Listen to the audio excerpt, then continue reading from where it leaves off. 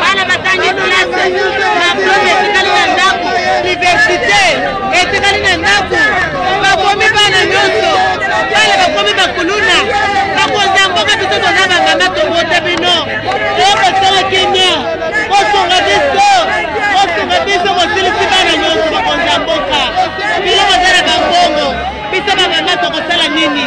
Tobote bino bakonzi ya mboka, tobote bino, bapapa tozali kosenga bino, tobote bino bakonzi ya mboka, boyokele biso bamama na bino mawa, bayibi biso bavoi na biso.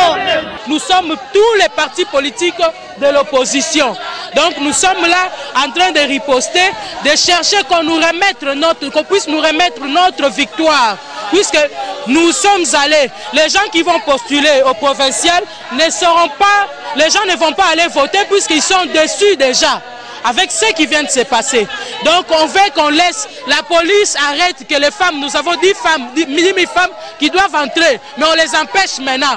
Nous allons à un certain moment, nous lever pour aller prendre nos amis qui sont bloqués vers Sainte-Anne, vers Monisco, vers le boulevard, avec la police qui refuse de faire passer toute femme.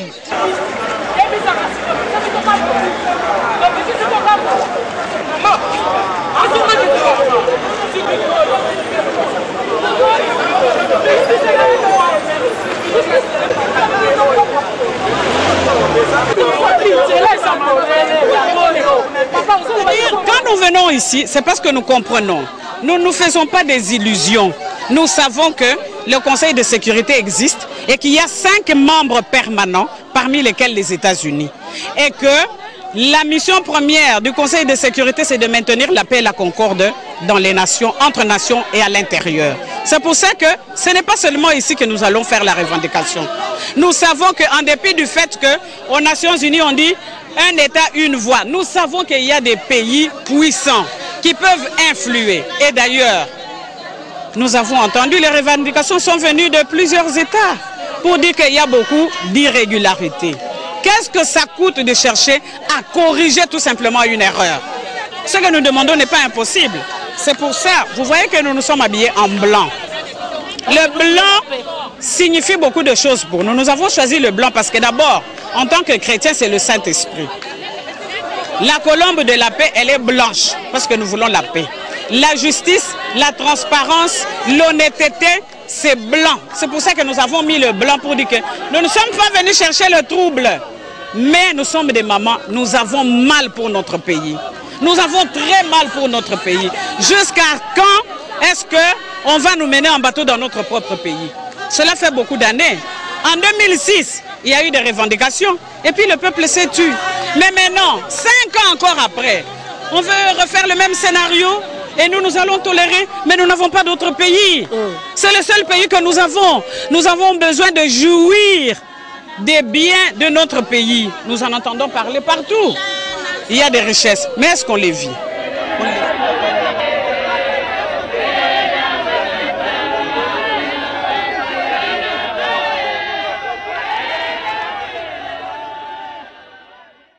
Adressé aux ambassadeurs occidentaux, à l'ambassade de l'Afrique du Sud, à l'Union européenne, à la SADC, à l'ONU et à la MONUSCO. La mort dans l'âme. Le peuple congolais, impuissant, représenté par les femmes de l'opposition politique, constate avec le reste du monde les hold-up électoraux de la présidentielle de 2011. En effet, avec une grande consternation, les femmes de l'opposition politique congolaise dénoncent l'extorsion de la victoire du peuple aux élections de 2011 par les pouvoirs organisateurs, CENI, en complicité avec les forces du statu quo du pouvoir sortant. En dépit des crises attendues de toutes parts, tant dans la presse, par les dénonciations sur les graves irrégularités des opérateurs de l'élection présidentielle, notamment sur le bulletin précoché en faveur du candidat numéro 3 à la personne de M. Joseph Kabila, le refus et l'empêchement des témoins de l'opposition d'accéder dans certains bureaux de vote ou d'assister au dépouillement, la volonté malveillante de ne pas remettre le procès-verbal aux témoins de l'opposition, la délocalisation et l'éloignement de certains centres et les bureaux de vote, l'empêchement de certains témoins de l'opposition d'assister à la compilation de résultats, le bourrage des urnes en faveur du candidat numéro 3 et les candidats à la députation nationale membres de la majorité présidentielle, la complicité de certains agents de l'ordre, la garde républicaine, la police nationale, la DGM, les services de l'ANER, les agents de la CENI, les agents territoriaux, tout ceci dans le but inavoué de faciliter la fraude. En dépit de toutes ces irrégularités flagrantes, le peuple congolais dans sa majorité s'est prononcé en faveur du candidat numéro 11, M. Etienne Tshisekedi. Ce peuple maîtrise s'est vu voler sa victoire exprimée dans les urnes par la CENI, qui s'est permis de renverser les tendances en faveur de son candidat Joseph Kabila. Le président de la CENI, M. Ngoï Mulunda, avait affiché dès le début de ce processus électoral son soutien à M. Joseph Kabila et n'a jamais cessé de le défendre en dépit de l'indépendance reconnue à cette institution. Cette même situation a été remarquée du côté du pouvoir sortant dans sa prise de position vis-à-vis de la CENI. Qui ne se souvient pas des bulletins de vote vierges trouvés en 2006 dans le bureau de M. Ngoï Mulunda, 6 avenue de la Justice, alors que ce dernier ne faisait pas partie de la défunte CEI. La République démocratique du Congo, notre pays, ressemble à tout point de vue à une république bananière, dépourvue de toute loi. La plus haute instance judiciaire, à savoir la Cour suprême de justice, qui est appelée à dire le droit, est devenue tout simplement un instrument du pouvoir de Joseph Kabila, ou mieux encore, sa caisse de résonance.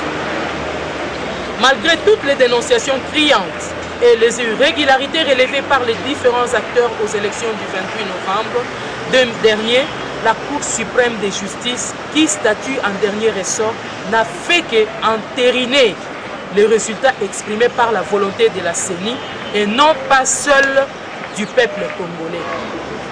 Devant ce vol flagrant de cette volonté, le peuple congolais n'attend pas autre chose que la récupération par tous les moyens de sa victoire chèrement acquise au prix de sacrifices. Pour ne citer que les cas, devant ce vol flagrant, n'attend pas autre chose que la récupération par tous les moyens de sa victoire chèrement acquise au prix des sacrifices suprêmes, pour ne citer que les cas de 18 Congolais tués le 26 novembre 2011 à la Tchango. Comme si cela ne suffisait pas, le CESAC, instrumentalisé par le pouvoir dictatorial de M. Joseph Kabila, a bouché le signal des 3 chaînes de télévision, RLTV, CMC et CFTV, proches de l'opposition. La population congolaise s'est vue aussi privée de sa liberté de communication en supprimant l'usage des SMS. L'Afrique en général et la République démocratique du Congo en particulier se sont vus revigorés par l'implication de la communauté internationale à la résolution des conflits post-électoraux en Côte d'Ivoire, en pesant de tout leur poids pour ressortir la vérité des urnes et rétablir le peuple ivoirien dans ses droits.